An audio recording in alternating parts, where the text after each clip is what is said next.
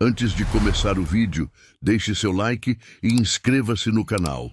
Assim você me ajudará a fazer mais vídeos para vocês. E depois que assistir, comente qual foi o relato que você mais gostou. Era agosto quando o Marcos chegou na propriedade que tinha comprado por um preço que nem ele mesmo acreditou. 15 alqueire de terra boa, com pasto formado, uma casa grande de alvenaria e um riacho que cortava o terreno de ponta a ponta. O corretor tinha insistido tanto para ele fechar negócio que até pareceu estranho. Mas Marcos era homem prático, desses que olha só o lado bom das coisas e não fica procurando pelo em ovo. Tinha 38 anos, era separado faz uns 2 e queria começar uma vida nova longe da cidade. O dinheiro da venda do apartamento deu certinho para comprar aquela fazenda e ainda sobrou um troco para começar a criação de gado. Os filhos já estavam grandes, morando com a mãe, e ele sentia que era hora de voltar para as raízes, para o interior onde tinha nascido. A estrada de acesso era boa, asfalto até quase a porteira, e o resto era cascalho bem conservado. Quando passou pelo portão de entrada, Marcos sentiu aquela sensação de estar fazendo a coisa certa. A casa ficava a uns 500 metros da estrada, no meio do pasto, cercada por algumas árvores grandes que davam sombra. Era bonita, bem cuidada por fora, pintada de branco com janela azul. Estacionou a caminhonete na frente e desceu com as malas. A chave estava debaixo do capacho, como o corretor tinha falado. Abriu a porta e entrou. O cheiro de casa fechada bateu logo de cara, mas era normal. Tinha uns 3 meses que o antigo dono tinha saído e desde então ninguém tinha entrado ali.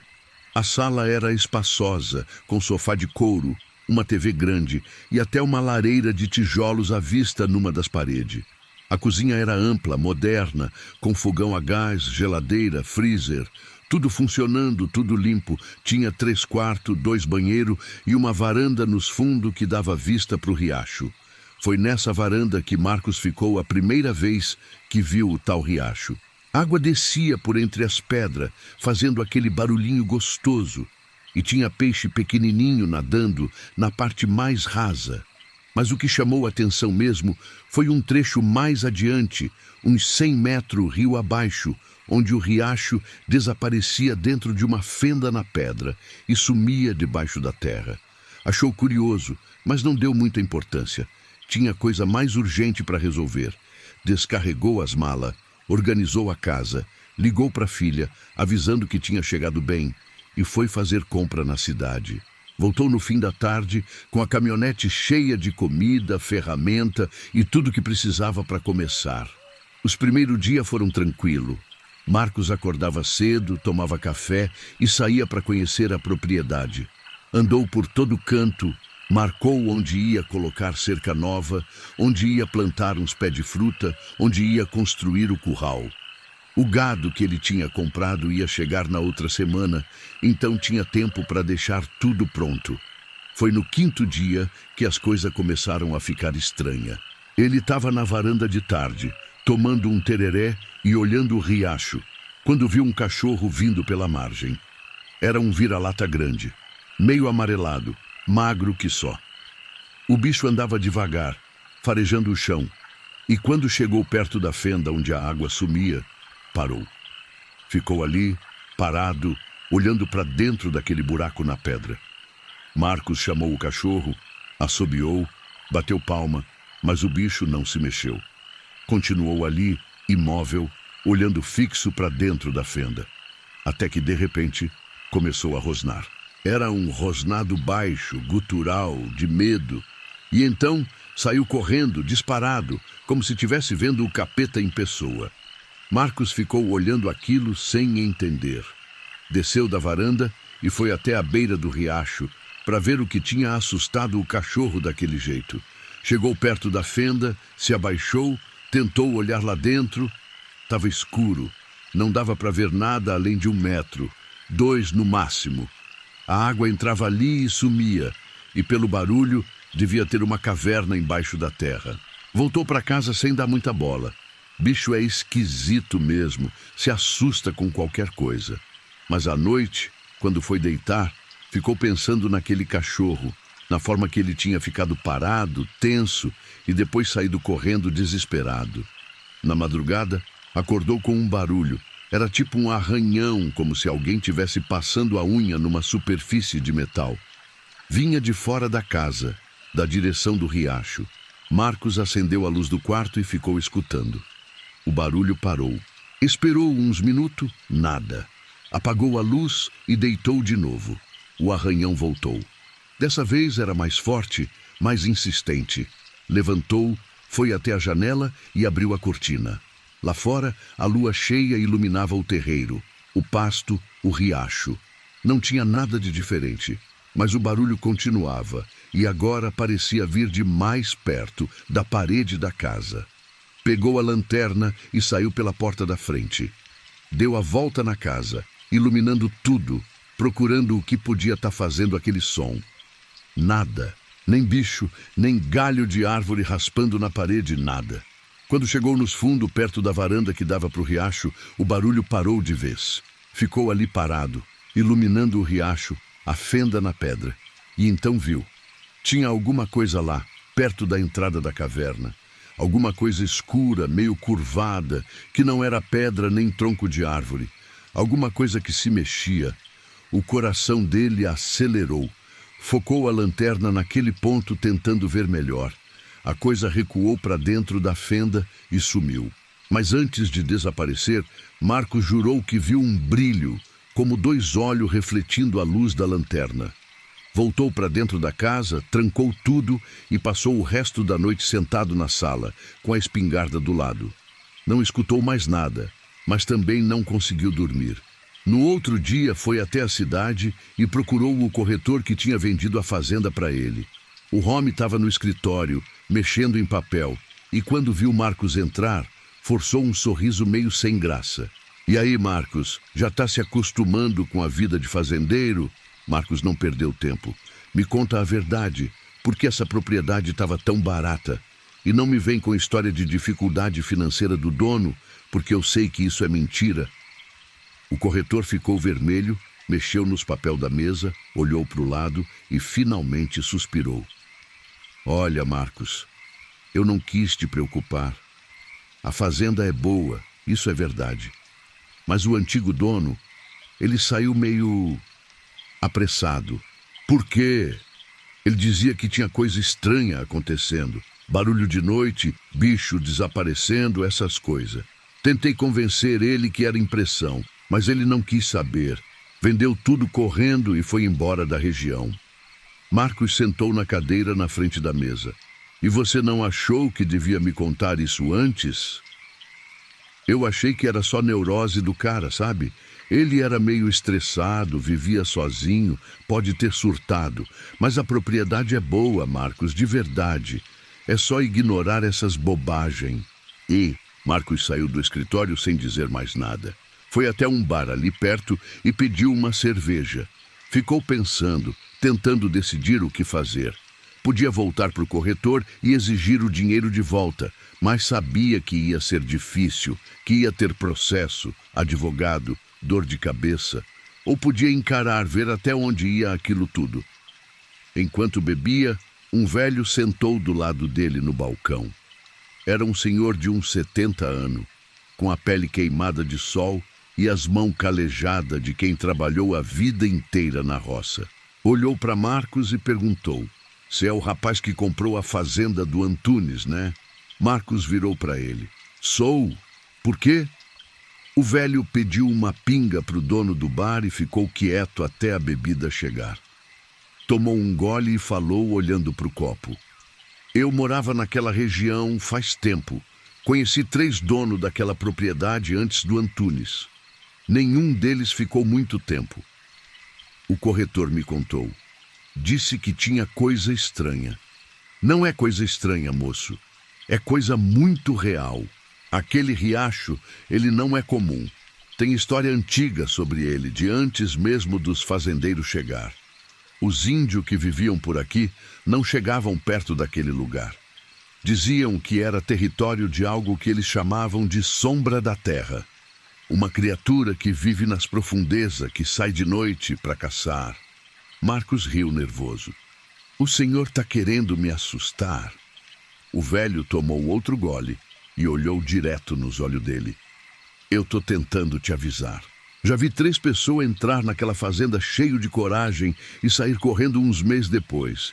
Um deles, o primeiro que eu conheci, teve um colapso nervoso tão forte que acabou internado. O outro perdeu quase todo o gado, encontrava os bichos mortos toda semana, dilacerado. E o Antunes, esse foi o mais esperto, saiu antes que acontecesse algo pior. E o que o senhor acha que eu devo fazer? Se eu fosse você, vendia logo e ia embora. Mas se quiser ficar, nunca tente mexer com aquela fenda. Nunca tente fechar, nunca tente entrar. Deixa ela em paz e quem sabe a coisa deixa você em paz também. O velho terminou a pinga, pagou a conta e saiu sem dizer mais nada. Marcos ficou ali, sozinho, olhando para o copo de cerveja. Pensou em tudo que tinha investido, em como tinha sonhado com aquela vida nova, em como ia ficar feio voltar para a cidade depois de ter contado para todo mundo que ia ser fazendeiro. Decidiu ficar, mas ia tomar cuidado, ia seguir o conselho do velho, ia deixar aquela fenda em paz. Passou no mercado, comprou comida para uns dias e voltou para a fazenda já no fim da tarde. A propriedade parecia diferente agora que ele sabia da história. Parecia mais silenciosa, mais pesada, como se o ar fosse mais denso. Entrou em casa, guardou as compras e foi para a varanda olhar o riacho antes de escurecer. A fenda estava lá, escura, ameaçadora. A água entrava e sumia. E Marcos ficou imaginando o tamanho da caverna que devia ter lá embaixo, os túneis, os espaços escuros onde algo podia estar vivendo sem que ninguém soubesse. Quando a noite caiu, trancou tudo, fechou todas as cortinas e se preparou. Deixou a espingarda carregada do lado da cama, uma lanterna na mesinha e o celular com o número da polícia já discado, pronto para apertar a tecla de ligar se precisasse. As primeiras horas foram tranquilas.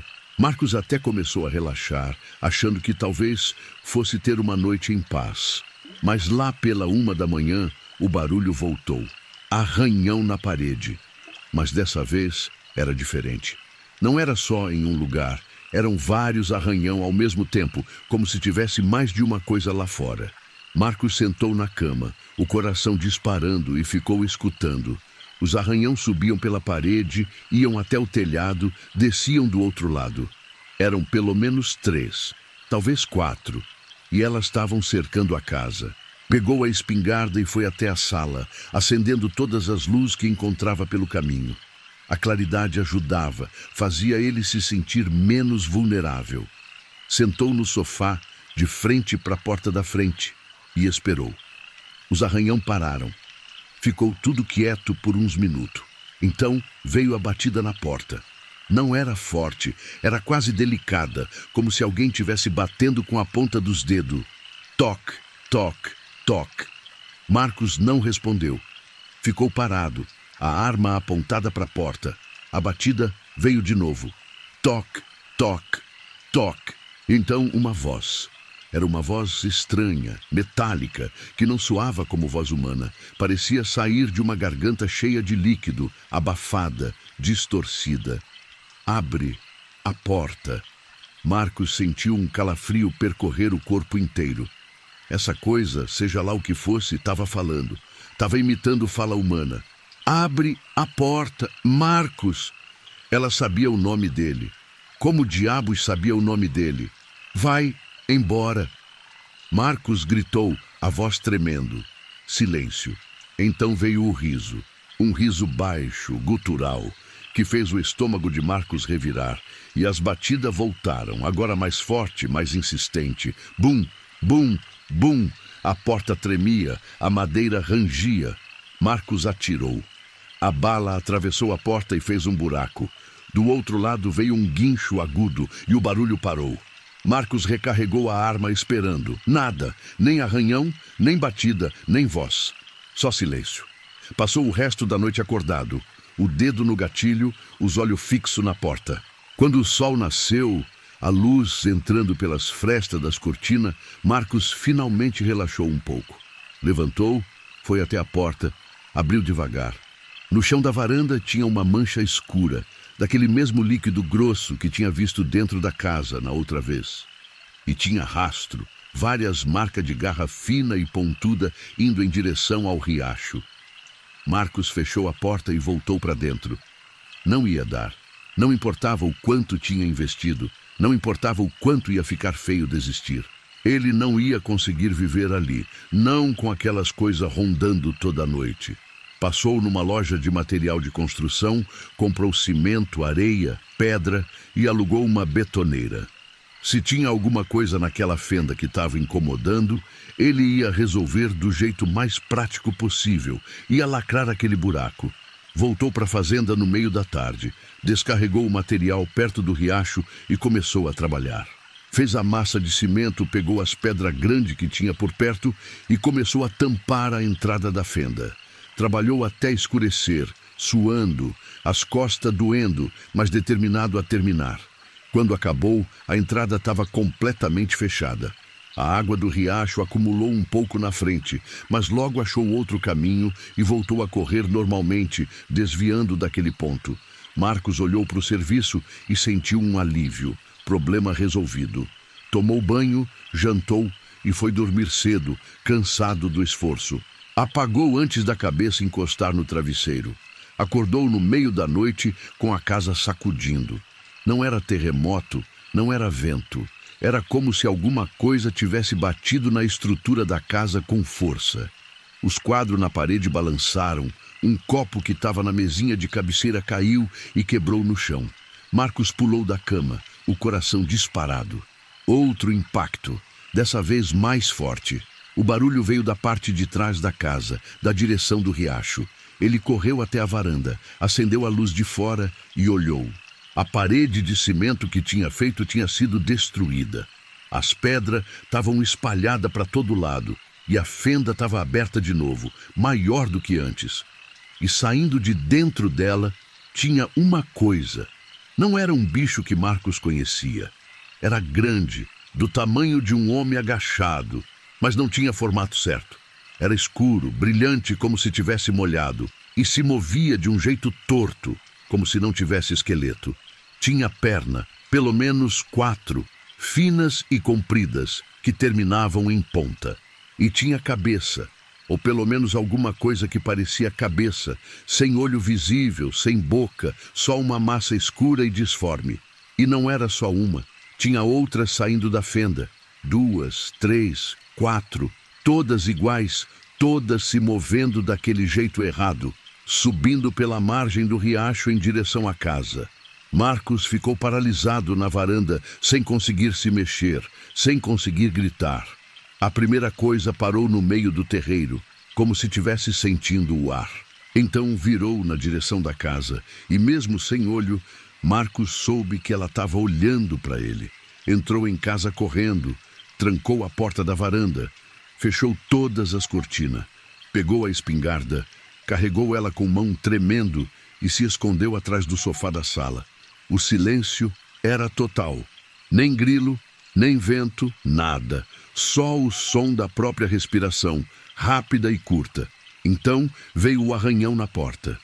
Era aquele mesmo som que tinha escutado nas outras noites, só que agora muito mais alto, muito mais forte.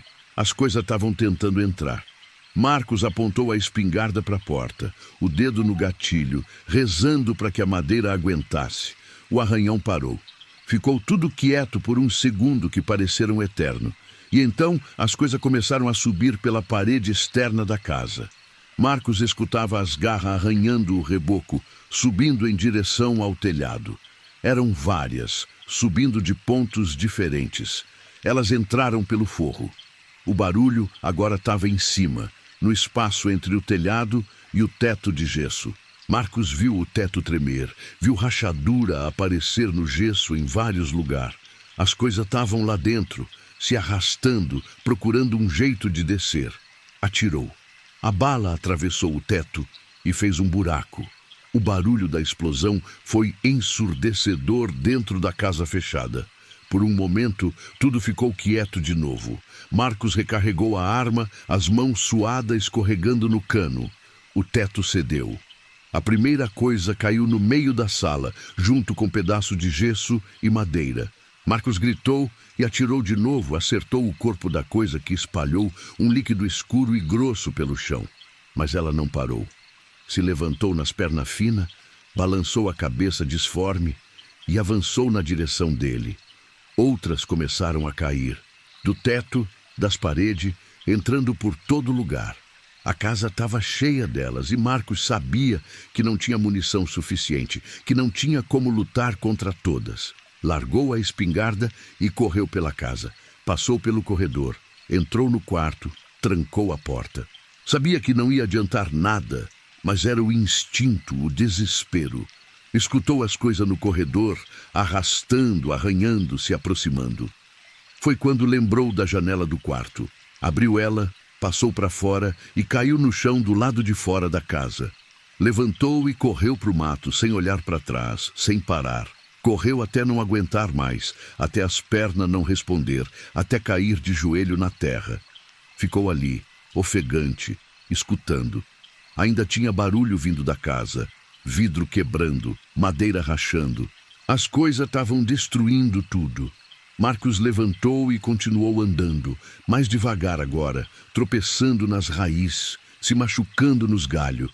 Levou mais de 1 hora para chegar na estrada. Quando chegou na porteira, estava amanhecendo. Pegou a caminhonete que tinha deixado ali perto, ligou ela e saiu em disparado. Foi direto para a cidade, direto para a delegacia. Mas quando começou a contar o que tinha acontecido, viu o olhar do delegado. Era um olhar de descrença, de pena, de quem está ouvindo um maluco falar. Marcos, eu entendo que a vida no interior pode ser solitária e que às vezes a cabeça prega peça na gente. Eu não tô louco. Tem uma coisa naquela fazenda, várias coisas que saíram do riacho. O delegado suspirou. Vou mandar uma viatura lá dar uma olhada, mas acho melhor você procurar um médico, descansar um pouco. Marcos saiu da delegacia e foi para um hotel. Ficou 2 dias trancado no quarto, sem dormir, pulando com qualquer barulho. Até que o delegado ligou para ele. Marcos, fui até sua fazenda com 2 policial. Não achamos nada de anormal. A casa estava com um buraco no teto, parece que teve um tiro, tinha vidro quebrado e tinha um pouco de lama preta no chão da sala. Mas nada que pareça perigoso. Parece mais que teve uma briga ou vandalismo.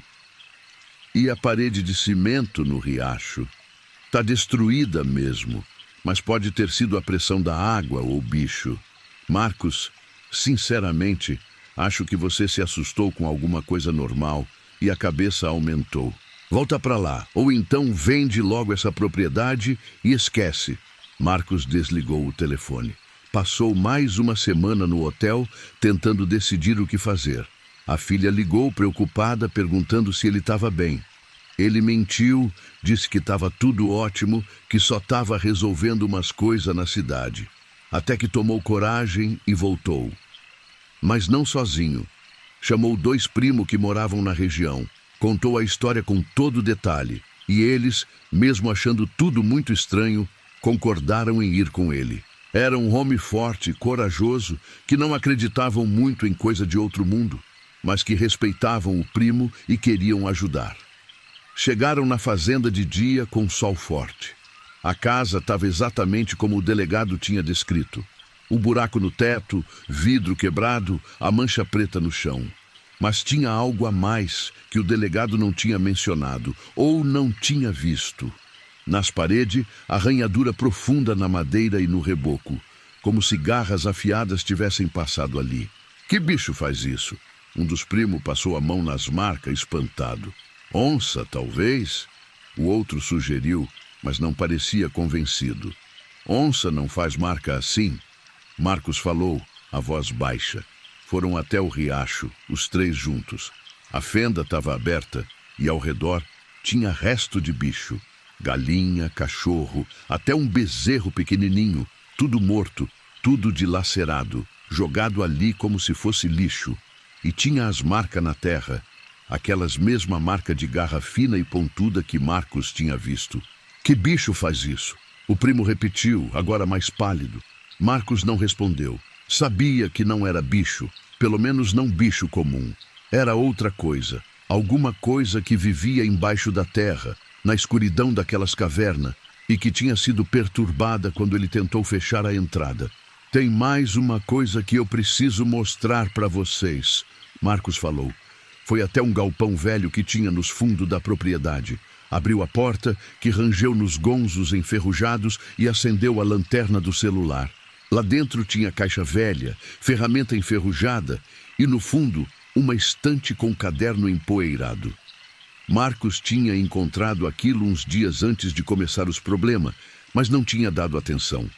Agora, pegou um dos cadernos e abriu. Era um diário, escrito à mão, com letra tremida. Começou a ler em voz alta para os primos. 15 de março. As coisas continuam vindo de noite. Perdi mais 3 galinhas. Não sei o que fazer. Tentei cercar melhor o galinheiro, mas não adianta. Elas entram de qualquer jeito.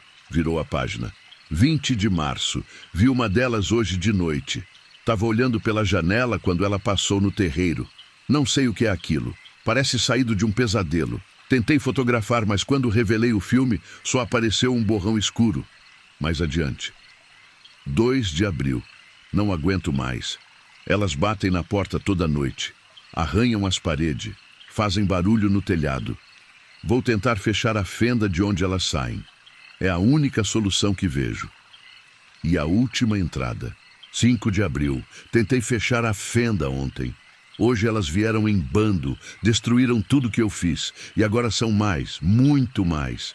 Vou embora amanhã. Essa terra está amaldiçoada. Marcos fechou o caderno. Os primos estavam em silêncio processando tudo aquilo. Vamos embora daqui. Um deles falou, olhando nervoso para a porta do galpão. Marcos concordou. Colocou o caderno embaixo do braço e saiu.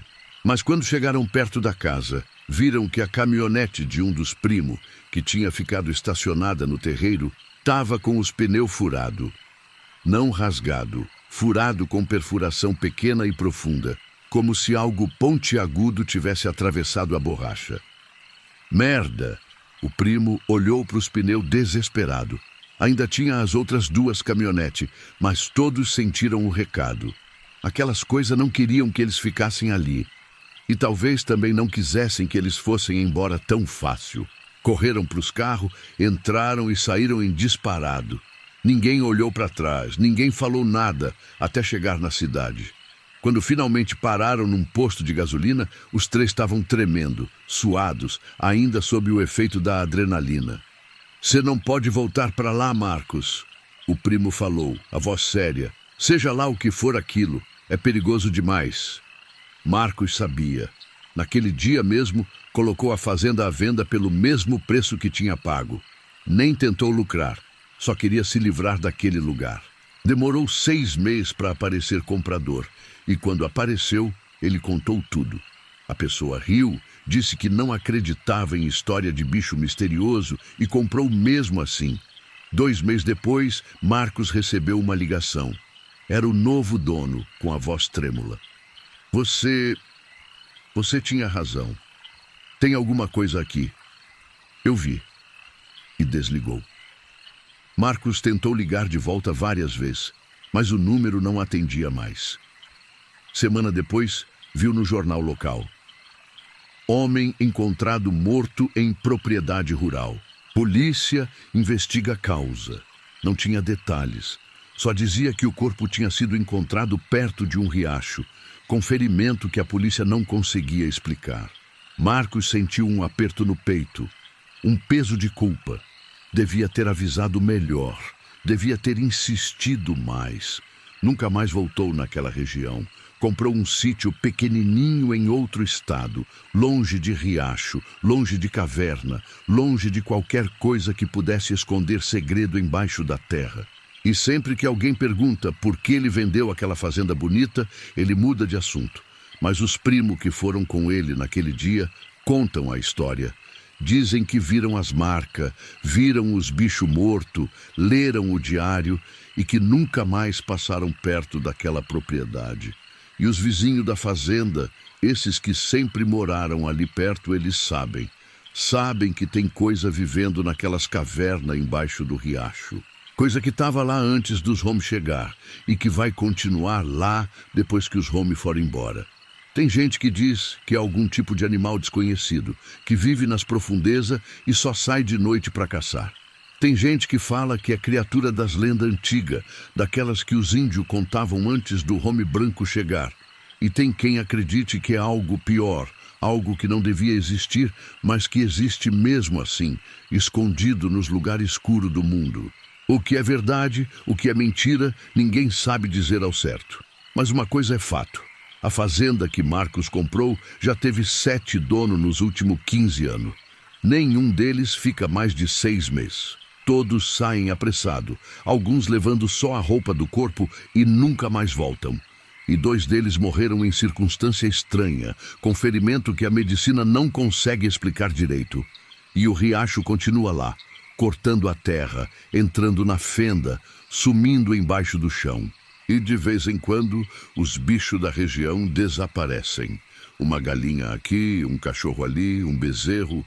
E às vezes, dizem os moradores mais antigos, desaparece gente também. Viajante que resolve acampar por perto, pescador que vai atrás de peixe, curioso que quer ver a tal fazenda mal assombrada.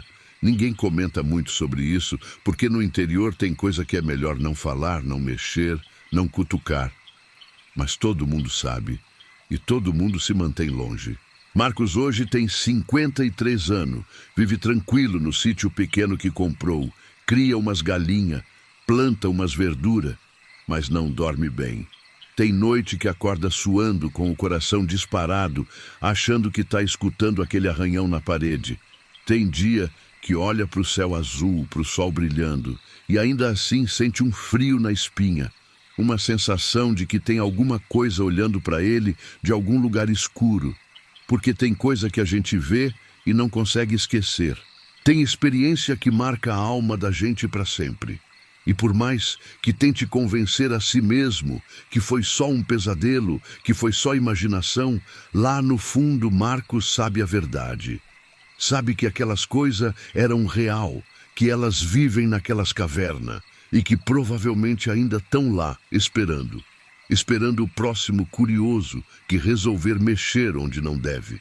O próximo desavisado que achar que pode domar a natureza, que pode fechar o que deve ficar aberto, que pode entrar numa terra sem conhecer o segredo que ela guarda. Porque a terra é antiga, muito mais antiga que nós. E ela tem seus habitantes, suas criaturas, suas regras. E quando a gente quebra essas regras, quando a gente invade o território delas, a consequência vem. Pode demorar, pode ser sutil, mas vem. E geralmente, quando vem, já é tarde demais para voltar atrás. Essa é a história da coisa do riacho seco, que na verdade nunca foi seco, só tinha um nome estranho que ninguém sabia explicar. Uma história que os moradores da região conhecem bem, mas que preferem não contar para os de fora, porque eles sabem que tem gente que não vai acreditar, que vai rir, que vai achar que é superstição de gente simples. Mas os que vivem ali, os que escutam os barulhos de noite, os que acham os bichos mortos de manhã, os que viram conhecidos sumir sem deixar rastro, esses sabem. E esses têm medo. Um medo antigo, primitivo, do tipo que vem desde quando o homem ainda morava em caverna e tinha que disputar o espaço com coisa muito maior e muito mais perigosa que ele.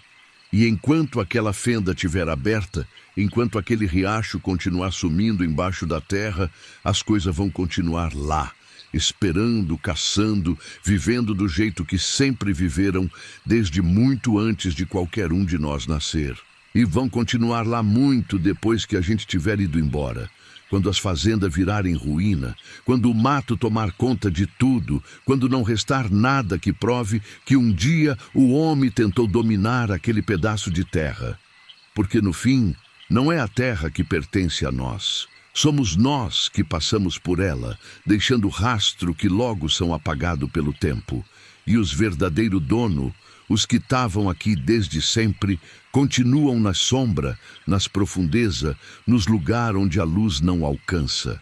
Esperando, sempre esperando. É assim que funciona. A gente acha que dominou tudo, que conhece tudo, que não tem mais mistério no mundo. Mas tem. Tem lugar que a luz não chega. Tem profundeza que ninguém explorou. Tem criatura que a ciência não catalogou. E é melhor deixar assim. É melhor não cutucar, não provocar, não tentar provar que é mais forte. Porque não é. A gente é frágil, pequeno, e a natureza, com todas as suas coisas estranha e assustadora, ela sempre vai ser mais forte. Sempre. E os que esquecem disso, os que desafiam o desconhecido por orgulho ou ganância, esses geralmente não vivem para contar a história. Marcos sobreviveu porque fugiu, porque escolheu a vida em vez do orgulho. Mas carrega as cicatrizes, as memórias, os pesadelos, e sabe que teve sorte, muita sorte, de ter saído dali vivo, porque outros não tiveram a mesma sorte. E outros ainda vão tentar, vão comprar aquela fazenda, vão achar que são diferentes, que são mais espertos. E as coisas do riacho vão estar esperando, como sempre estiveram, como sempre vão estar. O caminhão de Roberto balançava na estrada de terra enquanto ele voltava da cidade com as compras do mês. Era fim de tarde de uma quinta-feira de outubro. E o sol já estava descendo no horizonte, pintando o céu daquele alaranjado forte que sempre vinha antes da noite. Ele conhecia aquele caminho de cor e salteado, tinha feito aquele percurso centenas de vezes nos últimos 10 anos que morava na região. Roberto tinha 42 anos, era viúvo faz uns 5 e tocava sozinho um sítio de 8 alqueires, onde criava porco e galinha para vender na feira. A vida era simples, do jeito que ele gostava. Acordava cedo, cuidava dos bichos, trabalhava na horta e, quando chegava a noite, sentava na varanda para tomar uma cerveja e ouvir o rádio. Não tinha luxo, mas também não faltava nada. A esposa, Cleusa, tinha morrido num acidente de carro justamente numa estrada parecida com aquela. Desde então, Roberto tinha desenvolvido um respeito grande por estrada de terra. Sempre dirigia com cuidado, sempre prestava atenção. Mas aquela estrada específica, a que ligava o sítio dele à rodovia, ele conhecia tão bem que podia fazer o trajeto quase no automático. A estrada que ele sempre pegava tinha uns 12 quilômetros de terra batida, cortava uma área de mata fechada e desembocava na rodovia asfaltada que levava até a cidade. Era uma estrada boa, bem conservada, que a prefeitura passava o trator regularmente. Durante o dia sempre tinha movimento, caminhão levando leite, carro de gente indo trabalhar, motocicleta dos moleques da escola. Mas de noite ficava meio deserta, principalmente depois das 8.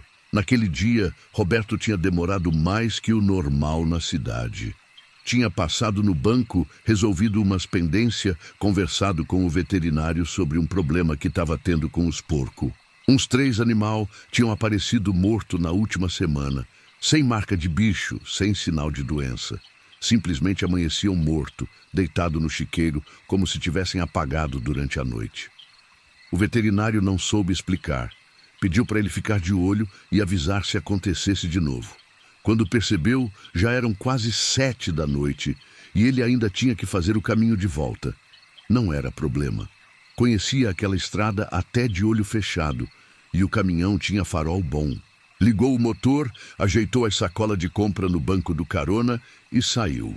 A rodovia estava tranquila, pouco movimento. Em 20 minutos, chegou na entrada da estrada de terra. Tinha uma placa velha de madeira que dizia Acesso Rural, Propriedades Particulares. E logo depois, começava a mata dos 2 lados. Entrou na estrada, acendeu o farol alto e seguiu. Os primeiros quilômetros foram normal. O caminhão chacoalhava nas lombadas, a poeira subia atrás e o rádio tocava uma música sertaneja antiga. Roberto cantarolava junto, batucando no volante. Estava de bom humor, tinha conseguido um preço bom na ração e o veterinário tinha dado uma solução barata para o problema dos porcos. Foi no quilômetro 5, mais ou menos na metade do caminho, que ele notou que tinha alguma coisa estranha. O rádio começou a chiar.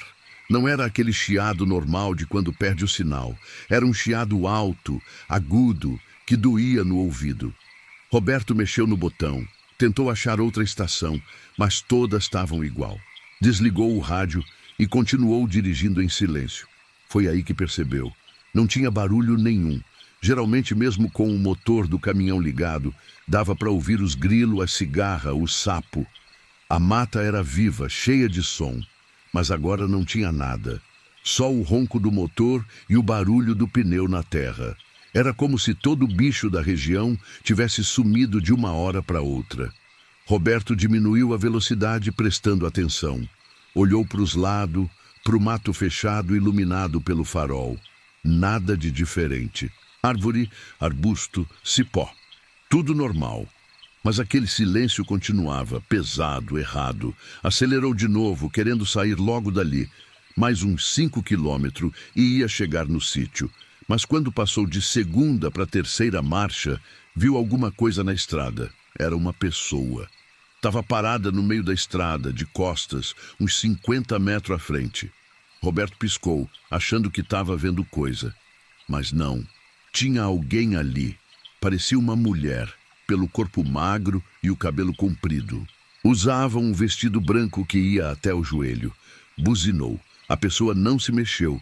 Buzinou de novo, mais forte. Nada. Foi chegando mais perto, devagar. Quando estava a uns 20 metros, pisou no freio e parou o caminhão.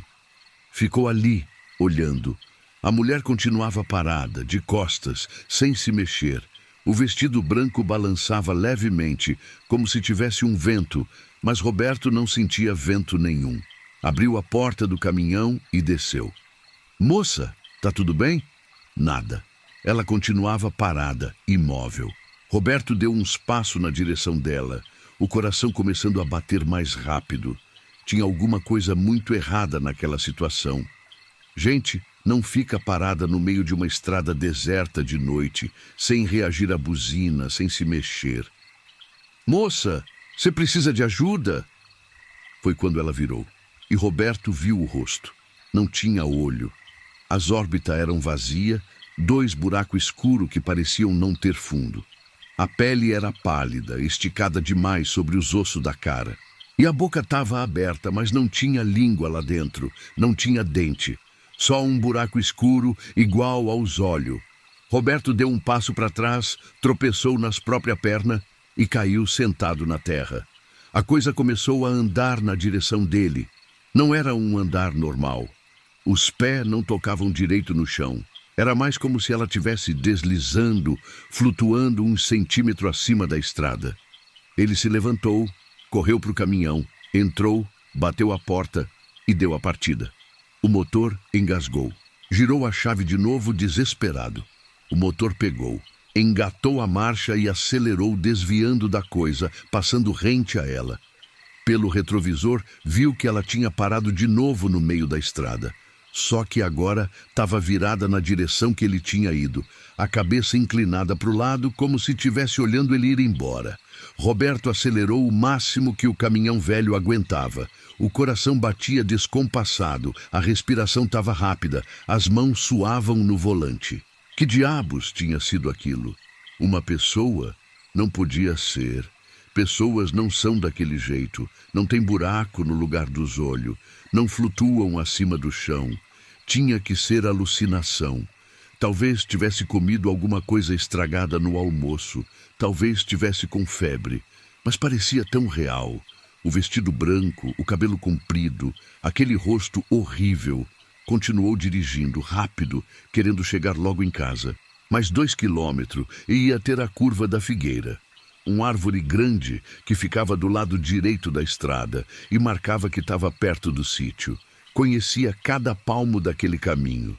Fez a curva, passou pela figueira e viu ela de novo. Estava parada no meio da estrada, no mesmo lugar de antes. O mesmo vestido branco, a mesma posição, como se nunca tivesse saído dali, como se Roberto não tivesse passado por ela 2 quilômetros atrás. Pisou no freio com força. O caminhão derrapou na terra, levantando poeira. Parou a uns 10 metros dela.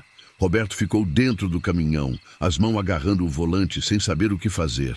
Ela começou a virar de novo, bem devagar, o corpo girando naquele movimento errado, até ficar de frente para ele.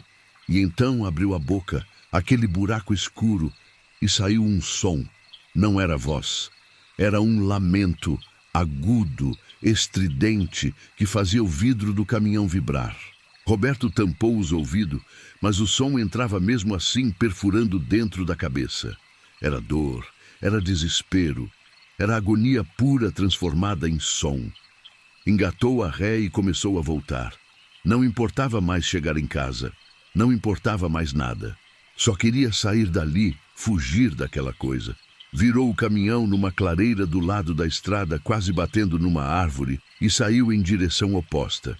Ia voltar para a rodovia, para a cidade, ia procurar ajuda, ia contar para alguém, ia fazer alguma coisa. Não podia ficar ali.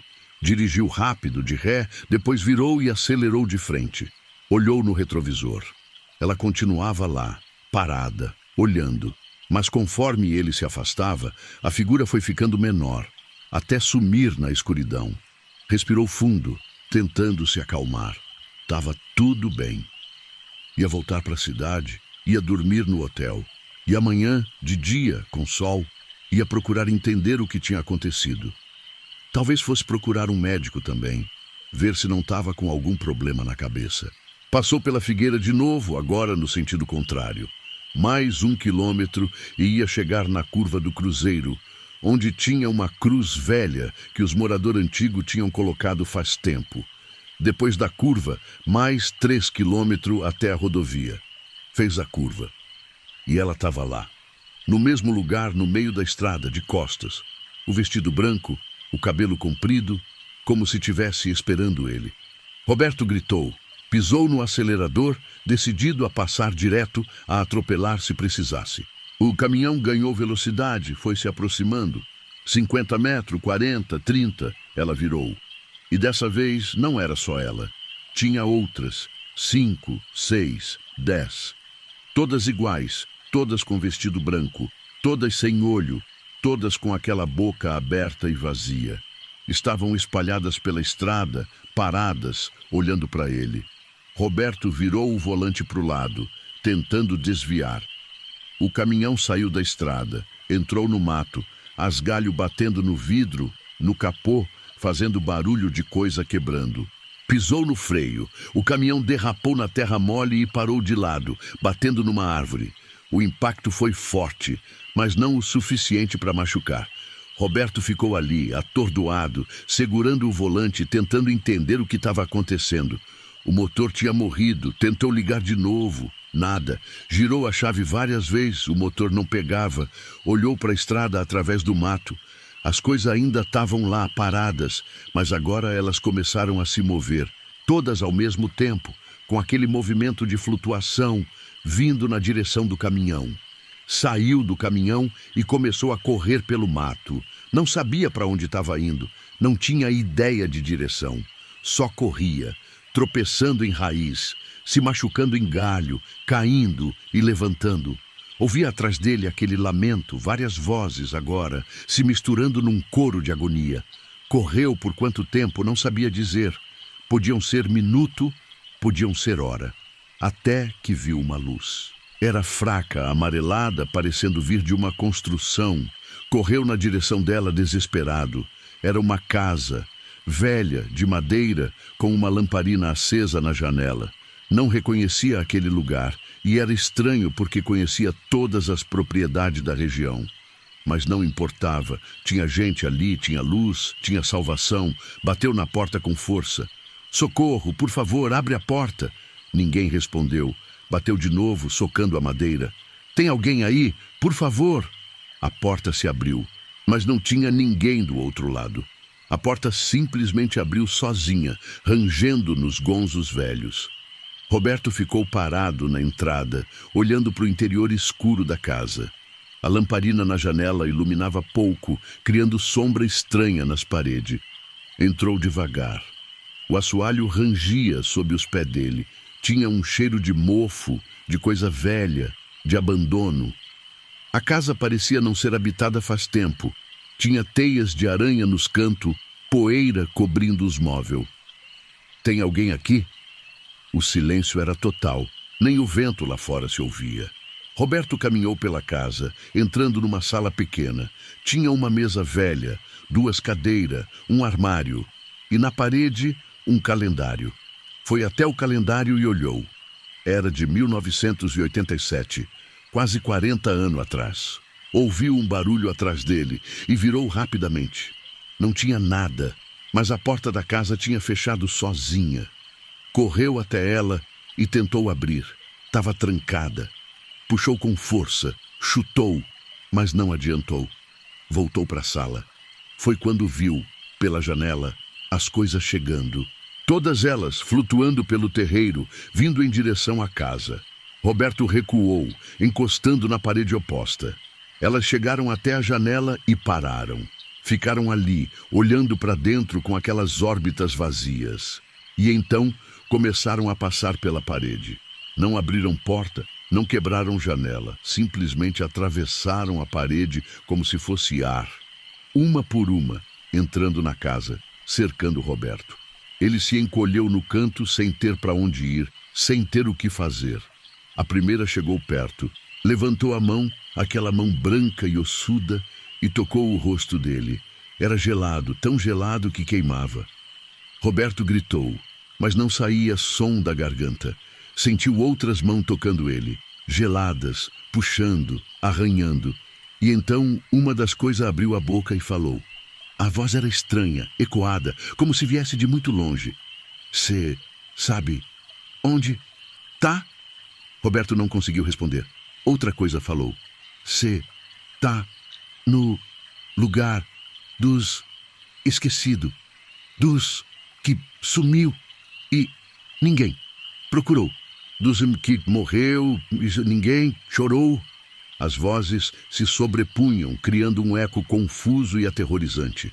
Roberto sentia as mãos geladas segurando ele, impedindo qualquer movimento. Estava completamente imobilizado. Por favor, me solta. Eu tenho família. Roberto conseguiu sussurrar. As coisas pararam de falar. Ficaram olhando para ele com aquelas órbitas vazias. Então, uma delas, a primeira que ele tinha visto na estrada, se aproximou mais. Inclinou a cabeça como se estivesse estudando ele. Família, a voz era um sussurro doloroso.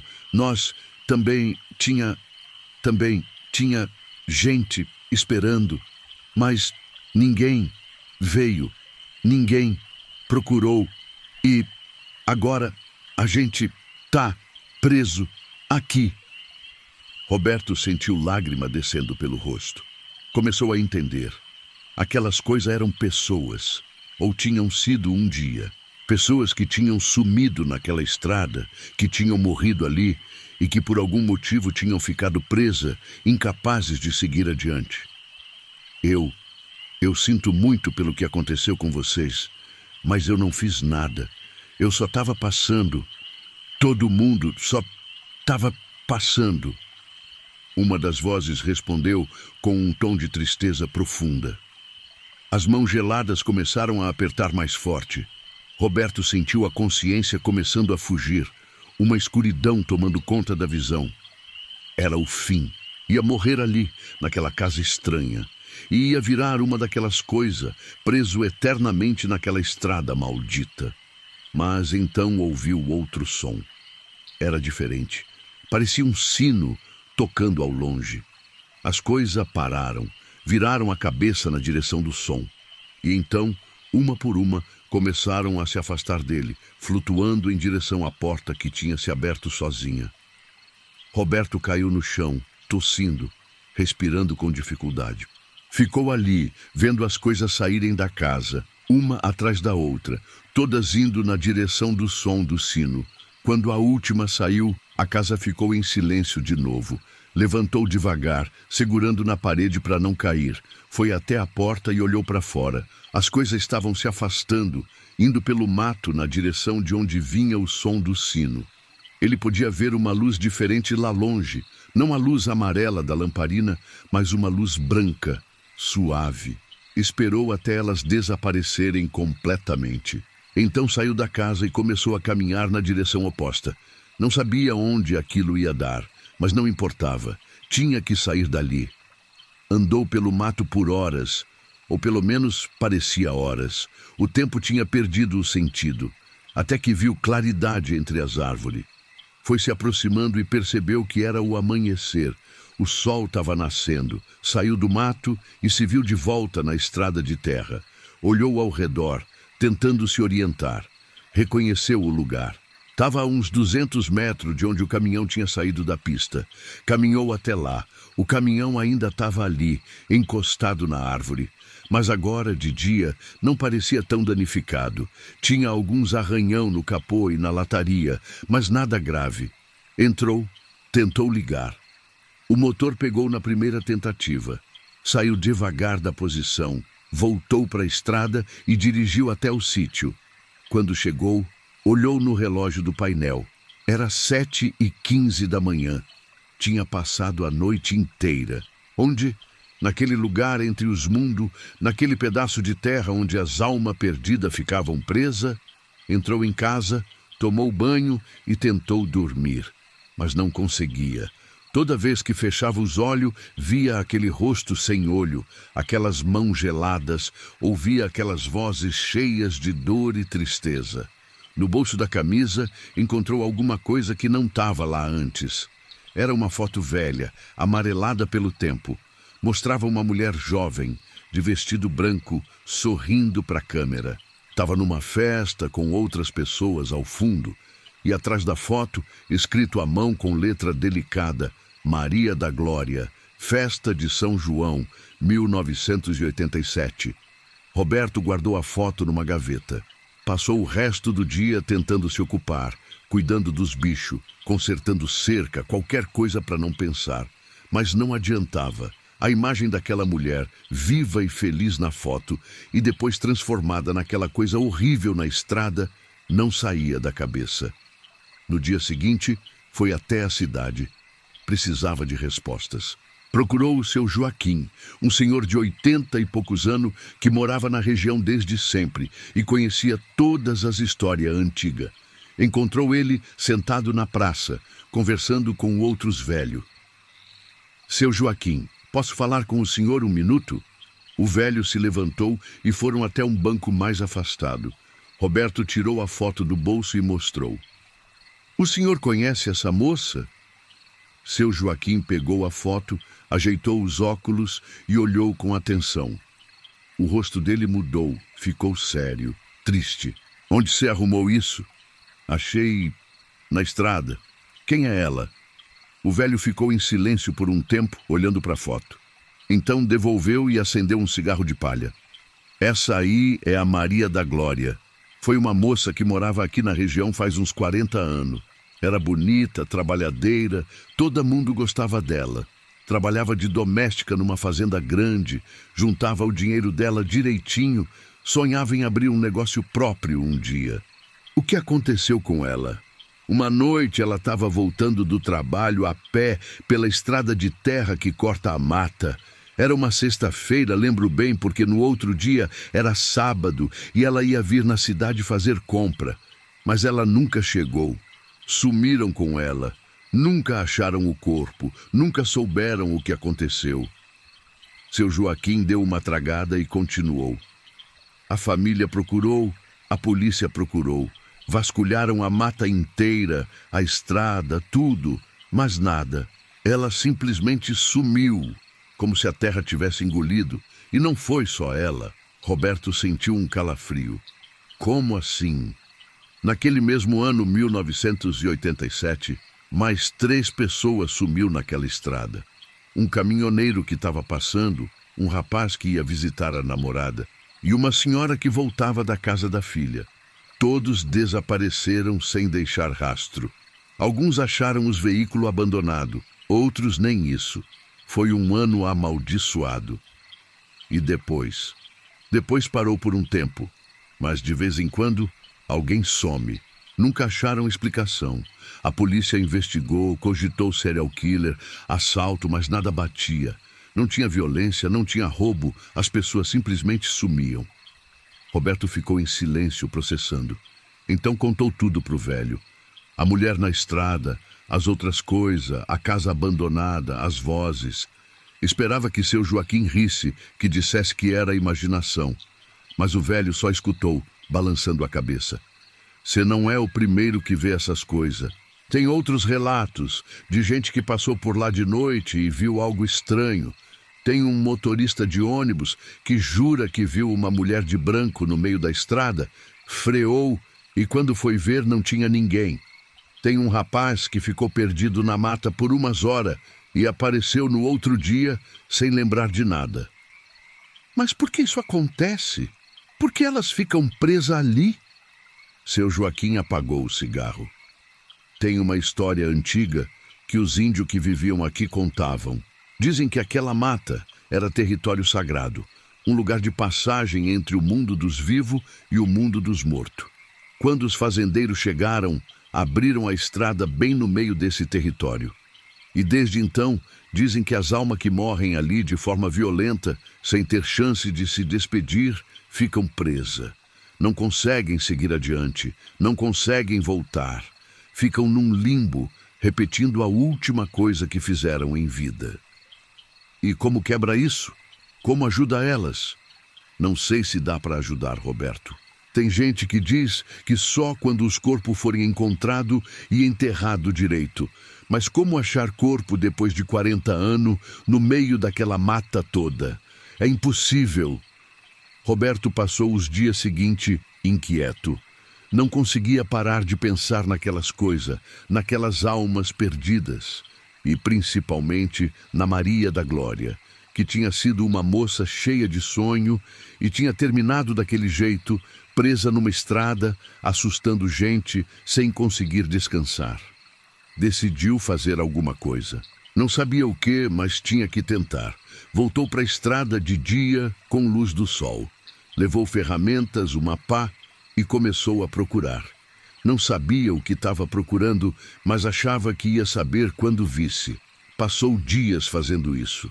Acordava cedo, ia para a estrada e vasculhava o mato dos dois lados. Os vizinhos achavam que ele tinha enlouquecido, mas não ligava. Tinha uma missão agora. Foi numa tarde de sábado que encontrou. Estava uns 300 metros dentro do mato, numa área de terra mais baixa, onde a água da chuva acumulava. Tinha uma depressão no chão, coberta de folha e galho. Alguma coisa tinha chamado a atenção dele. Não sabia explicar o quê. Uma intuição, talvez. Começou a cavar. A terra estava mole, fácil de tirar. Com menos de meio metro de profundidade, a pá bateu em alguma coisa dura. O coração dele acelerou. Continuou cavando, com mais cuidado agora, usando as mãos. Era um osso. Um osso de braço ainda com um pedaço de roupa grudado. Tecido branco, desbotado pelo tempo e pela terra. Roberto parou, sentou no chão e ficou olhando. Tinha encontrado Maria da Glória. Ligou para a polícia.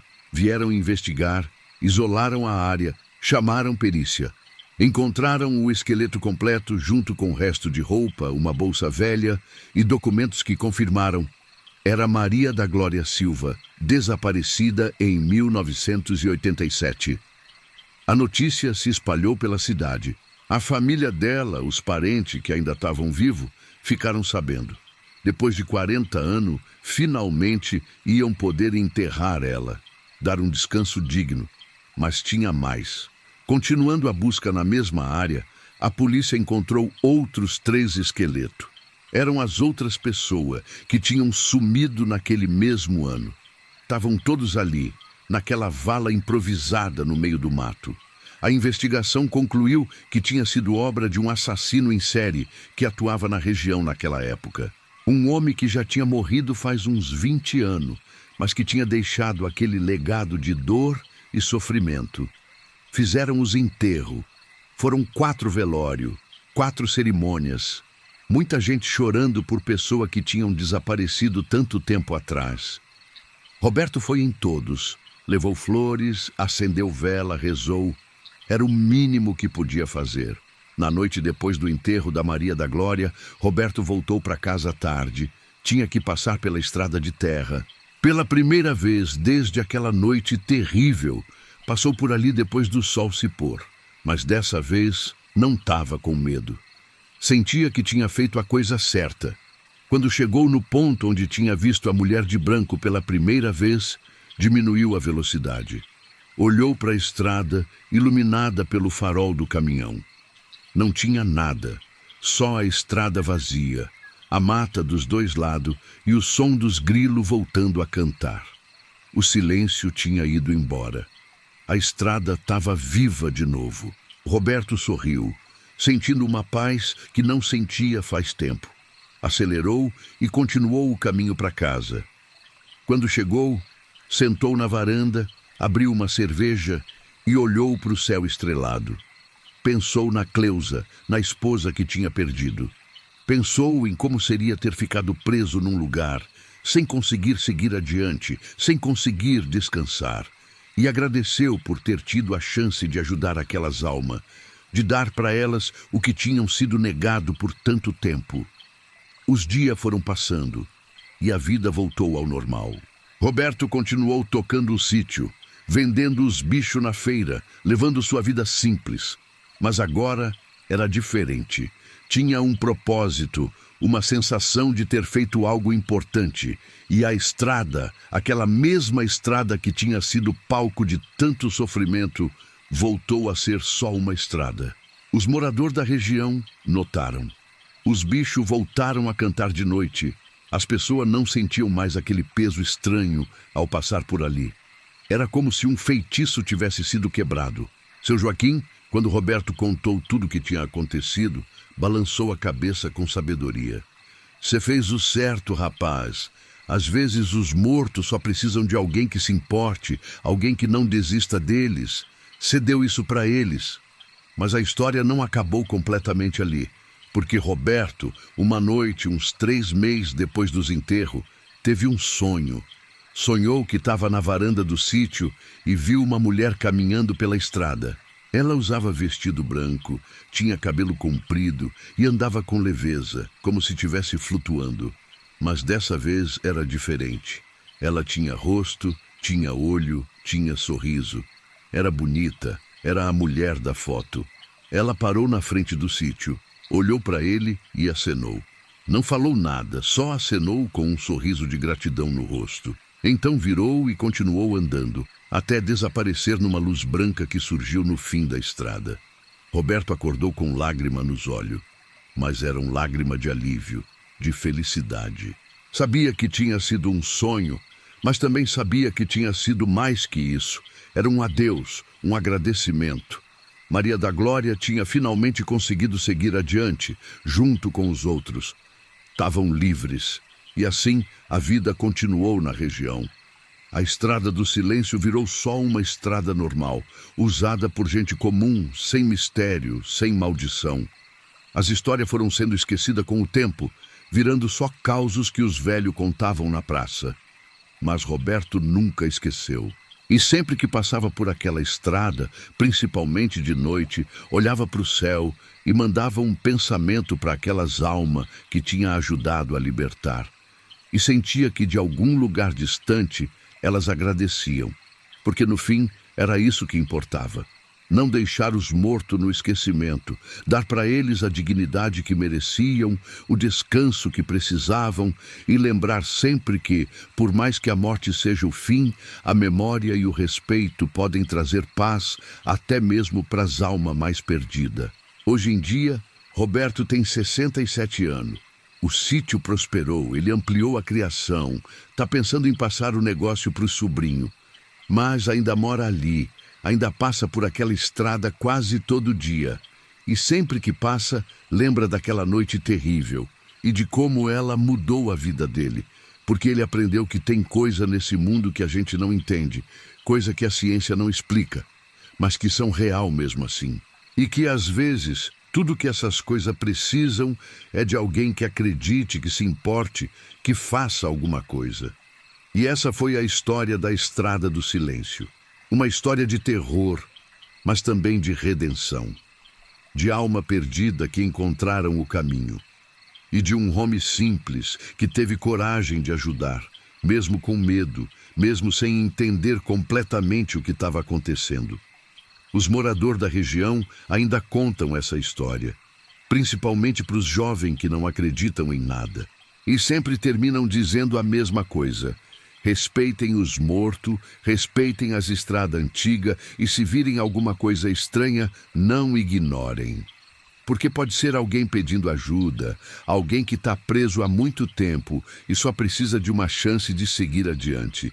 E se um dia você estiver passando por uma estrada deserta de noite e sentir aquele silêncio estranho, aquela sensação de que alguma coisa não está certa, lembre dessa história e decida. Vai ignorar, vai fugir ou vai ter coragem de parar e ver se tem alguém precisando de ajuda? Porque às vezes a diferença entre uma alma eternamente perdida e uma alma em paz é só alguém que se importa o suficiente para fazer alguma coisa. O João Batista estava voltando da roça quando começou a sentir a dor de cabeça. Era fim de tarde de uma terça-feira de janeiro. O sol ainda queimava forte e ele tinha passado o dia inteiro capinando o pasto novo que tinha aberto no fundo da propriedade. 13 alqueires de terra que tinha comprado faz 2 anos e estava aos poucos tirando o mato para plantar capim e botar o gado. Tinha 49 anos, corpo ainda forte de quem trabalha desde menino, mas ultimamente vinha sentindo o peso da idade. As costas doíam mais no fim do dia, o joelho reclamava quando agachava, e o fôlego não era mais o mesmo. Mas era assim mesmo, fazia parte. Tocava a vida sozinho desde que a mulher, a Neuza, tinha ido embora faz uns 8 anos, cansada da vida dura da roça. Os 2 filhos já estavam criados, morando na cidade grande, cada um com sua vida. A dor de cabeça foi piorando conforme ele caminhava até a casa. Não era aquela dor comum de quem pegou muito sol. Era diferente, latejava atrás dos olhos e vinha junto com uma tontura estranha. Quando chegou na casa, que era simples, 3 cômodos de alvenaria com varanda na frente, mal conseguiu tirar a bota. Sentou na cadeira da cozinha e ficou ali, respirando fundo, esperando passar. Mas não passou. Pelo contrário, foi piorando. Começou a sentir calafrio, mesmo com o calor que fazia. O corpo todo doía, como se tivesse levado uma surra. E a febre veio rápido, tão rápida que em meia hora ele estava suando frio, tremendo, com os dentes batendo. Conseguiu ir até o quarto e deitar. Puxou o cobertor, mesmo estando com uns 30 graus lá fora. O frio era de dentro, dos ossos. Pensou em ligar para o vizinho mais próximo, o seu Valdir, que morava uns 2 quilômetros estrada abaixo, mas o celular estava sem bateria e ele não tinha força para levantar e buscar o carregador. Fechou os olhos e tentou dormir, achando que era só uma gripe forte, que ia passar com repouso. Acordou no meio da noite com a sensação de que tinha alguém no quarto. Abriu os olhos, ainda tonto de febre, e olhou ao redor. Estava escuro. Só entrava um pouco de luar pela janela. Não tinha ninguém ali, mas a sensação continuava, aquela certeza estranha de que não estava sozinho. Tentou levantar para acender a luz, mas o corpo não respondia direito. As pernas estavam mole, a cabeça rodava. Conseguiu só virar de lado na cama. Foi quando viu a sombra. Tinha alguma coisa no canto do quarto, uma forma escura, mais escura que a escuridão ao redor, parada ali. Não se mexia, só ficava ali, e João tinha certeza absoluta que aquilo estava olhando para ele. Quis gritar, mas não saiu som. Quis levantar, mas o corpo não obedecia. Ficou ali, paralisado, olhando para aquela coisa. E então ela começou a se mover. Não andando, mas deslizando, vindo em direção à cama. João fechou os olhos com força, o coração batendo tão rápido que doía no peito. Ficou assim, imóvel, rezando baixinho todas as orações que sabia. Quando abriu os olhos de novo, já estava amanhecendo. e a coisa tinha sumido. Levantou com dificuldade, o corpo todo dolorido. A febre tinha baixado um pouco, mas ainda estava se sentindo mal. Foi até a cozinha, tomou água, tentou comer alguma coisa, mas não tinha fome. Olhou para o celular que tinha colocado para carregar durante a noite. Tinha várias ligações perdidas do filho mais velho, o Marcos. Ligou de volta. Pai, o que aconteceu? Liguei ontem à noite umas 5 vezes. Desculpa, filho. Passei mal, estava dormindo. Passou mal como? Febre alta, corpo doendo. Deve ser essa gripe que está pegando todo mundo. O senhor foi no médico? Não, ainda não. Vou ver como fico hoje. Se não melhorar, eu vou. Pai, o senhor tem que ir. Não fica brincando com essas coisas. Prometeu que ia, mais para acalmar o filho do que por realmente achar necessário. Desligou e foi tomar banho, ver se melhorava. A água fria ajudou um pouco, mas quando saiu do banheiro e passou em frente ao espelho, levou um susto. Estava diferente.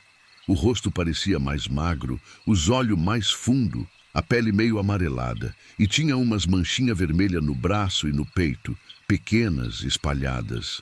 Não coçavam, não doíam, mas não tinham estado ali ontem. Foi até a cidade naquela mesma manhã. O posto de saúde estava cheio, como sempre, mas a enfermeira, que conhecia ele de vista, viu que estava mal e apressou o atendimento. O médico era um rapaz novo, que tinha chegado na cidade faz uns 6 meses. Examinou João, mediu a pressão, a temperatura, olhou as manchinhas. O senhor andou em mato fechado recentemente? Ando todo dia, estou abrindo pasto no fundo da propriedade. Teve contato com água parada? Rio? Lagoa? Tem um córrego que passa perto de onde estou trabalhando. Às vezes, lavo a mão ali e refresco a cabeça. O médico franziu a testa. Vou pedir uns exames. Pode ser leptospirose, pode ser dengue, pode ser várias coisas. Mas pelo sintoma e pela época do ano, vou começar um tratamento para leptospirose enquanto esperamos o resultado. É importante começar logo. Passou o remédio, pediu exame de sangue e mandou ele voltar em 3 dias. João saiu do posto com uma receita grande e foi direto na farmácia. Comprou tudo, voltou para casa, tomou a primeira dose dos remédios e deitou. Passou o dia inteiro na cama, alternando entre febre alta e calafrio. Tomava o remédio no horário certo, bebia água, mas não melhorava. Pelo contrário, sentia que estava piorando. As manchinhas no corpo aumentaram e começou a sentir uma dor forte na barriga do lado direito. Quando chegou a noite, estava com medo de dormir. Não queria ver aquela coisa de novo, aquela sombra no canto do quarto. Deixou todas as luzes acesas, ligou o rádio para fazer companhia e ficou ali, deitado, lutando contra o sono. Mas a febre era forte demais. Em algum momento, sem perceber, apagou. E sonhou. Não era um sonho normal. Era vívido demais, real demais. Estava de volta no mato, no lugar onde tinha aberto o pasto novo. Mas era diferente.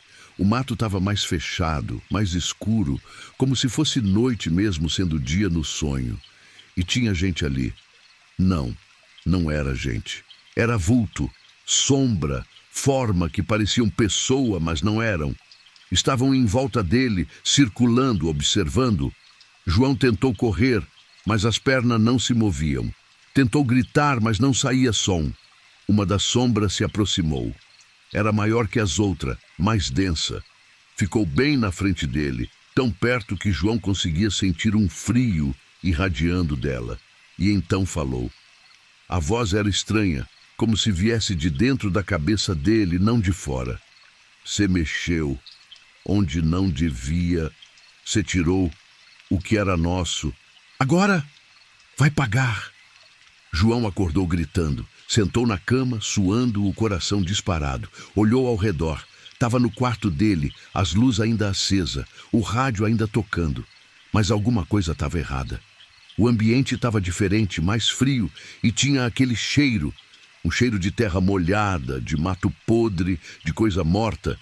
E as sombras estavam ali. No canto do quarto, no corredor, várias delas, só observando. Dessa vez, João conseguiu levantar. Correu para fora da casa descalço, tropeçando. Foi até a caminhonete, entrou, deu a partida e saiu em disparado. Não sabia para onde ia, só queria sair dali. Dirigiu até a casa do seu Valdir. Quando chegou, bateu na porta com desespero. O vizinho abriu assustado e quando viu João, ficou pálido. João, o que aconteceu? Você tá horrível. Me ajuda. Tem alguma coisa na minha casa, alguma coisa que não é desse mundo. Seu Valdir era um homem de uns 60 anos, evangélico fervoroso, mas que respeitava as crendices antigas.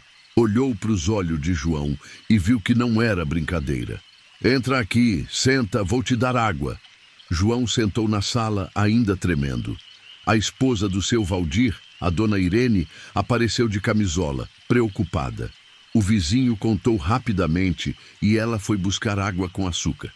João, você tem que me contar direitinho. O que você viu? João contou tudo. A febre que começou do nada, a sombra no quarto, o sonho, as vozes dizendo que ele tinha mexido onde não devia. Seu Valdir escutou tudo em silêncio, com cara cada vez mais seria. João, aquele pasto que você está abrindo, no fundo da propriedade, você sabe que lugar é aquele? É mato, terra minha.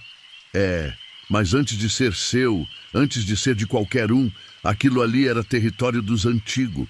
Tem uma história que o povo mais velho conta, de que naquela área tinha um aldeamento indígena, e dizem que tem cemitério antigo lá, de muito tempo atrás. João sentiu um calafrio. Cemitério? É, nunca acharam ossada nem nada oficial, mas o pessoal sempre soube. Por isso aquela área ficou tantos anos sem ninguém mexer. O dono anterior que vendeu para você nunca tocou lá. Deixou o mato do jeito que estava. E agora? Agora você mexeu. Derrubou árvore, arrancou o toco, revirou a terra. E se realmente tem espírito de antigo enterrado lá, eles não gostaram. Mas isso é superstição. Eu tô doente, com febre, com essa leptospirose ou seja lá o que for. Seu Valdir balançou a cabeça. Pode ser doença sim, mas pode ser as duas coisas. Você pegou doença porque mexeu onde não devia e ao mesmo tempo acordou coisa que estava dormindo. Uma coisa não exclui a outra. Dona Irene, que tinha escutado tudo da cozinha, entrou na sala. João, tem que benzer aquela terra e tem que benzer você também. Amanhã cedo eu vou chamar a Dona Benedita. Ela entende dessas coisas. João passou a noite na casa deles. Não quis voltar para o sítio de jeito nenhum. Deitou no sofá da sala, mas mal dormiu. Cada vez que fechava os olhos, via aquelas sombras, ouvia aquelas vozes. De manhã cedo, Dona Irene voltou com uma senhora muito velha, curvada, apoiada numa bengala. Era a Dona Benedita, que devia ter uns 80 e poucos anos, e que toda a região conhecia como benzedeira e conhecedora das coisas antigas. A velha olhou para João com olho que pareciam enxergar além do que estava visível. Você mexeu em terra sagrada, moço. Eu não sabia. Não saber não tira a responsabilidade. Mas vamos ver o que dá para fazer. Ela tirou da bolsa velha uns galhos de arruda, sal grosso e uma vela branca. Pediu um copo com água. Começou a rezar, passando os galhos sobre a cabeça de João, fazendo cruz com o sal, murmurando oração em latim que ele não entendia. A benzição durou quase meia hora. Quando terminou, Dona Benedita jogou a água que tinha no copo no quintal e disse: Isso vai aliviar o que está grudado em você. Mas o problema maior está na terra. Você precisa fazer uma oferenda. Precisa pedir licença para os antigos, pedir perdão por ter mexido sem saber. E precisa prometer que não vai mexer mais naquela área. Mas eu já derrubei quase tudo, já investi dinheiro, tempo. A velha o olhou com severidade. E o que você prefere? Seu dinheiro ou sua vida? Porque se continuar teimando, essa doença não vai embora. Vai piorar até levar você. Já vi isso acontecer antes. Gente que não respeita os lugares sagrados não dura. João ficou em silêncio. A velha continuou. Hoje à noite, quando a lua nascer, você vai até aquele lugar. Leva uma vela branca, um prato com farinha, outro com mel e uma garrafa de cachaça. Põe tudo no chão, no meio de onde se mexeu. Acende a vela, pede licença, pede perdão e promete que não vai mexer mais. Depois vira as costas e vai embora sem olhar para trás. Faz isso e os antigos vão aceitar. E se eu não fizer? Aí você vai descobrir que tem coisa pior que febre. A velha se levantou apoiada na bengala e olhou pela janela na direção do sítio de João, mesmo não dando para ver dali. Eu conheço essa terra desde que sou menina. Minha avó, que era índia pegada a laço nos tempos antigos, ela contava que aquele lugar era proibido, que era onde os pajé faziam os ritual de passagem, onde enterravam os guerreiros importantes. Quando morria alguém de respeito na tribo, levavam para lá. A terra ali é sagrada, molhada com sangue de muita gente importante. João escutava, fascinado e assustado ao mesmo tempo. E tem mais uma coisa que precisa saber. Faz uns 40 anos, um fazendeiro que tinha terra ali perto tentou desmatar aquela área. Era um homem rico, poderoso, que não acreditava em história de índio nem em nada. Derrubou tudo, passou trator, plantou pasto. 6 meses depois ele morreu. Começou com febre, igual a você, e foi piorando. Os médicos não conseguiam descobrir o que era. Ele definhava, até que morreu. A família dele vendeu a terra correndo e foi embora da região. E o dono que me vendeu, ele sabia disso? Seu Valdir respondeu. Sabia, por isso nunca mexeu lá. Ele comprou a terra barato justamente por causa da história. Usou só a parte da frente, deixou o fundo intocado. E quando vendeu para você, não contou nada porque sabia que se contasse, você não ia comprar. João sentiu raiva. Isso é safadeza. Ele me enganou. Enganou, Dona Benedita falou. Mas agora não adianta reclamar. O que tá feito, tá feito. Você tem que resolver com os espíritos, não com gente viva. João passou o dia na casa do seu Valdir, descansando, tomando os remédios que o médico tinha receitado. A febre tinha baixado um pouco depois da benzição e ele estava conseguindo comer alguma coisa. Mas o medo continuava ali, pesado no peito. No fim da tarde, seu Valdir sentou do lado dele na varanda. João, eu sei que você não acredita muito nessas coisas. Eu mesmo, sendo crente, tenho minhas dúvidas. Mas tem coisa que a gente vê e não consegue explicar. E o que você está passando não é normal. Eu sei. Mas é difícil aceitar que espírito de índio morto há séculos estão me perseguindo por causa de um pasto. Não é só por causa do pasto. É por causa do desrespeito. Imagina se alguém chegasse no túmulo da sua mãe, derrubasse a cruz, passasse trator em cima. Você ia ficar em paz com isso? João balançou a cabeça. Não.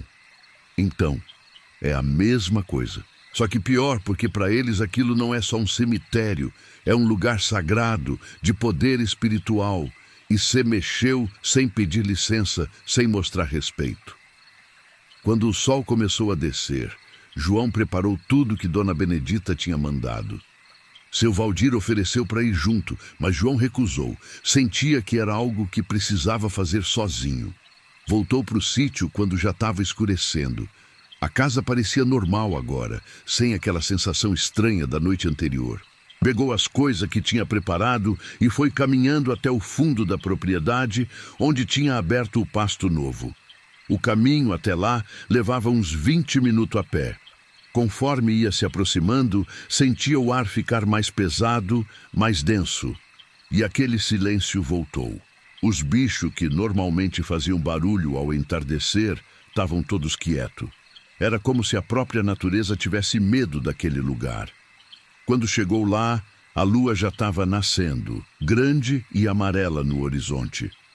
O lugar estava silencioso demais. Nem grilo, nem passarinho, nada. João olhou ao redor.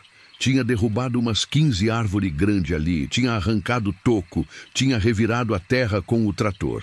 O que antes era mato fechado agora era um descampado. E no meio daquele descampado, agora que olhava com atenção, dava para ver uns monte pequeno na terra. Não eram naturais, eram feitos por mão humana. Era um túmulo antigo que a passagem do trator tinha revelado. João sentiu um aperto no peito. Tinha mesmo mexido em cemitério. Dona Benedita estava certa. Colocou os pratos no chão no centro da área desmatada, bem perto de um dos montes. A farinha num prato, o mel no outro. Abriu a garrafa de cachaça e despejou um pouco na terra em volta dos pratos.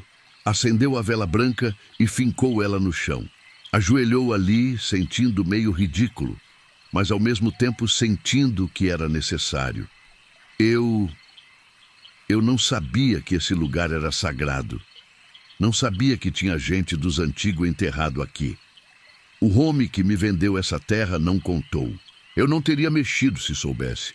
Peço perdão por ter desrespeitado. Peço perdão por ter derrubado as árvores, por ter revirado a terra, por ter perturbado o descanso de vocês. A voz dele tremeu e ele percebeu que estava com lágrima nos olhos.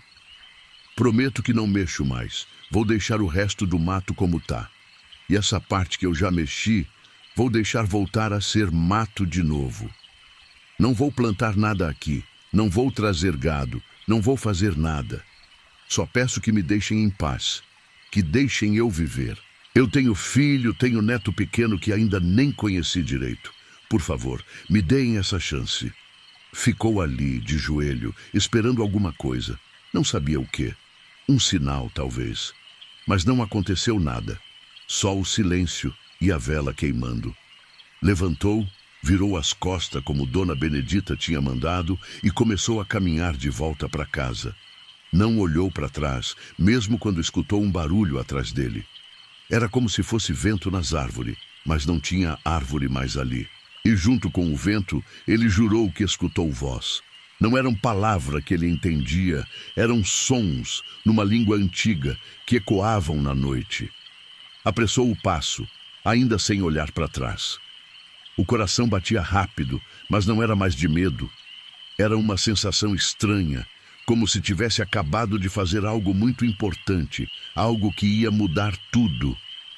Quando chegou em casa, trancou todas as portas, acendeu as luzes e deitou. Dessa vez, dormiu. Um sono pesado, profundo, sem sonho. Acordou com o sol já alto, entrando pela janela. A primeira coisa que notou foi que a febre tinha ido embora completamente. O corpo ainda doía, mas era diferente, era só cansaço.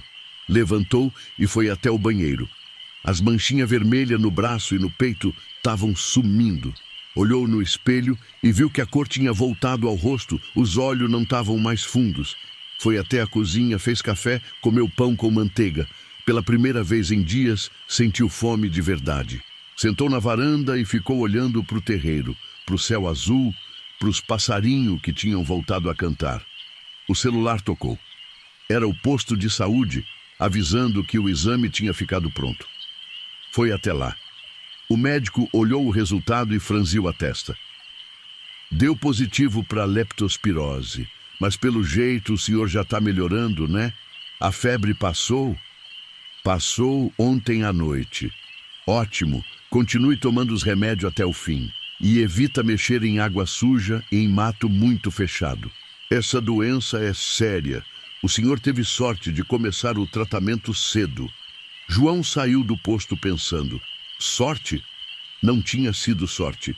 Tinha sido respeito. Tinha sido pedir licença, pedir perdão. Passou na casa do seu Valdir para agradecer. O vizinho ficou aliviado quando viu ele melhor. E aí, funcionou? Funcionou. A febre foi embora, as manchinhas estão sumindo, e eu dormi a noite inteira sem ver nada de estranho. Dona Irene abraçou ele emocionada. Graças a Deus. Dona Benedita disse que se você fizesse direito, os espíritos iam aceitar. Vou passar na casa dela a agradecer também. Encontrou a velha sentada na varanda da casinha simples onde morava, descascando mandioca. Quando viu João, sorriu com a boca sem dente. Você fez direitinho, né? Os espíritos aceitaram. Como a senhora sabe? Eu sei. Se não tivessem aceitado, você não estaria aqui agora. Estaria pior, muito pior. João se sentou no degrau da varanda. Dona Benedita, eu queria perguntar uma coisa. Por que os espíritos atacam assim? Por que não dão um aviso antes, sei lá, um sonho, uma sensação? Por que já vem com doença, com castigo? A velha parou de descascar a mandioca e olhou para ele. Porque já teve aviso. Você só não soube ver. Não sentiu que aquele lugar era diferente? Não notou que os bichos evitavam ali? Não viu que o mato era mais fechado, mais escuro, mesmo com sol? Os espíritos mandam aviso sim, mas a gente, teimoso que é, não presta atenção. Aí quando mexe onde não deve, eles ficam bravos. E quando o espírito fica bravo, não tem médico que cure. João pensou. Era verdade. Quando tinha começado a desmatar aquela área, tinha notado que era diferente. O mato era mais denso, mais úmido, tinha um cheiro estranho. E os passarinhos não cantavam ali, mas ele tinha ignorado tudo isso, focado só no trabalho, no lucro que ia ter com o pasto novo. A senhora já viu outros casos assim? Vi muitos. Tem gente que morre, tem gente que fica louco, tem gente que perde tudo que tem. Os espíritos têm poder, moço, poder de verdade. E a gente que vive no mundo material esquece disso. Acha que é só superstição, que é coisa de gente ignorante. Mas não é. É real, tão real quanto essa mandioca que eu estou descascando. João voltou para o sítio e olhou para o fundo da propriedade onde tinha tentado abrir o pasto novo. Decidiu que ia deixar aquilo como estava. Não ia mexer mais, não ia tentar aproveitar aquela terra. E mais que isso, ia proteger ela, ia cercar, ia colocar placa avisando que era área de preservação, ia plantar árvore nativa para ajudar o mato a voltar. Os dias foram passando e João foi voltando ao normal. A doença foi embora de vez, as forças voltaram e a vida retomou o ritmo, mas ele tinha mudado. Agora, antes de mexer em qualquer canto novo da propriedade, parava, olhava e se perguntava: será que tem história antiga aqui? Será que tem espírito de antigo que merecem respeito? E sempre que ia trabalhar no mato, levava uma garrafinha pequena de cachaça.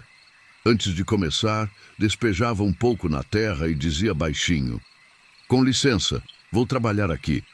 Qualquer coisa me avisa. Os vizinhos achavam engraçado quando viam ele fazer isso. Mas seu Valdir e Dona Irene sabiam. E Dona Benedita, quando soube, balançou a cabeça aprovando. Esse aprendeu, esse vai durar. 3 meses depois, João recebeu uma visita. Era um professor da Universidade Estadual que estava fazendo um estudo sobre sítio arqueológico na região. Tinha ouvido falar que na propriedade do João podia ter vestígio de aldeamento indígena. João levou ele até o fundo da propriedade. O professor ficou extasiado quando viu os montes de terra, os pedaços de cerâmica que afloravam do solo depois da chuva, o sinal de que ali tinha mesmo existido um assentamento antigo. Seu João, isso aqui é muito importante. Pode ser um dos sítios arqueológicos mais preservados da região. Com sua permissão, eu gostaria de trazer uma equipe para fazer uma pesquisa. Pode trazer, mas com uma condição: que tratem o lugar com respeito, que não destruam nada, que não levem nada sem necessidade, e que quando terminarem, deixem tudo em paz. O professor concordou. Nos meses seguintes, vieram pesquisador, estudante, gente da universidade. Fizeram escavação cuidadosa, mapearam tudo, fotografaram. Encontraram ossada, cerâmica, ferramenta de pedra. Confirmaram que ali tinha sido um aldeamento importante, provavelmente de uns 400, 500 anos atrás. E mais que isso, encontraram evidência de que aquele lugar tinha sido um local sagrado, onde faziam ritual e enterravam os mortos importantes da tribo. Exatamente como Dona Benedita tinha dito. Quando a pesquisa terminou, o professor veio se despedir. Seu João, o senhor tem uma terra muito especial esse sítio arqueológico vai ser tombado, vai virar patrimônio protegido. Ninguém mais vai poder mexer aqui. E o Senhor vai receber uma compensação do governo por preservar esse lugar. João sorriu. Não era pela compensação financeira, era pela certeza de que tinha feito a coisa certa, de que tinha respeitado os antigos e de que agora eles podiam descansar em paz, protegido pela lei dos vivos. Nunca mais teve problema, nunca mais viu sombra estranha, nunca mais teve febre sem explicação. E aquela área no fundo da propriedade se transformou num pequeno parque, onde as escolas da região levavam os alunos para aprender sobre a história dos povos antigos. João virou uma espécie de guardião daquele lugar. Visitava regularmente, cuidava para que ninguém depredasse, contava a história para quem vinha visitar. E sempre, antes de entrar na área, despejava um pouco de cachaça na terra e dizia: "Bom dia, parente. Vim dar uma olhada com licença." E toda vez que fazia isso, sentia uma paz, como se os espíritos dos antigos tivessem aceitado ele, não mais como invasor, mas como protetor, como alguém que tinha errado, mas que tinha pedido perdão e mudado. Porque no interior é assim. A terra tem dono, mas nem sempre o dono é quem tem o papel da escritura. Às vezes, o verdadeiro dono é quem está lá embaixo, descansando, esperando que os vivos tenham respeito suficiente para não perturbar o descanso deles. Essa é a história da febre do mato, como os moradores da região chamam. Uma doença que vem quando a gente mexe em lugar sagrado sem pedir licença. Pode ser leptospirose, pode ser dengue, pode ser qualquer coisa que a medicina explica. Mas os antigos sabem que é mais que isso. É um aviso. É os espíritos dos antigos dizendo: respeita o que é nosso. E João Batista aprendeu essa lição do jeito mais difícil, mas aprendeu. E hoje, com 53 anos, ainda toca o sítio dele, ainda trabalha duro, mas com respeito, com a sabedoria de quem sabe que a gente não é dono de nada nessa terra. A gente só passa por aqui, por um tempo breve, e o mínimo que pode fazer é respeitar quem veio antes e quem vem depois. Os filhos dele, quando vêm visitar, acham graça de ver o pai despejando cachaça na terra, pedindo licença para os espíritos. Mas o neto mais velho, um menino de 12 anos esperto e curioso, presta atenção. E quando o avô conta a história, ele escuta com respeito. Vô, quando eu crescer e essa terra for minha, eu vou cuidar também. Vou respeitar os antigos. E João sorri, sabendo que a lição vai passar para frente, que as próximas gerações vão saber a importância de respeitar o que é sagrado. Porque essa é a verdadeira riqueza que a gente deixa. Não é terra, não é dinheiro, é sabedoria, é o conhecimento de como viver em harmonia com o que veio antes e o que vem depois. É saber que a gente é só um elo numa corrente longa e que nosso dever é não quebrar essa corrente, mas fortalecê-la para quem vem depois.